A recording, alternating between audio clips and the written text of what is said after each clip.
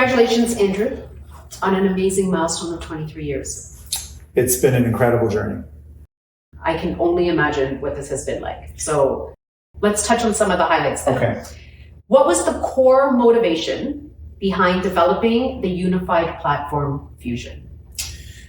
It's interesting. The core motivation remains the motivation today, and sometimes motivations change. You've accomplished it. It's now no longer needed. You move on to the next motivation. The fundamental goal that we've always had has been to how do you accelerate the process of getting drugs and medical devices to market?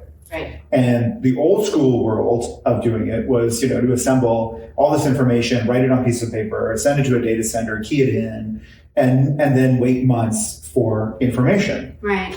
That was the goal. The goal was to change that, to modernize that, and to get information in the right people's hands so the decisions could be made faster, and therefore these drugs, hopefully, and medical devices get approved sooner.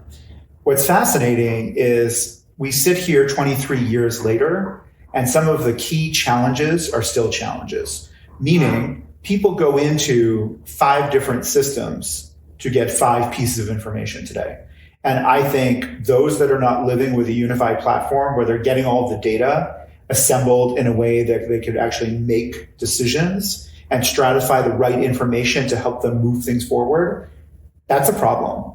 Yeah. And it's a problem for their drug company, for their medical device company, and it's a problem ultimately for the most important people in the world, which is patients. Wow. So it's still a problem today. And we did 2 calls in the past couple of days where key leaders at biotech and med device companies were complaining, each of them, as to lack of access to the right information. So the original motivation is just as strong today as it was 23 years ago. Wow.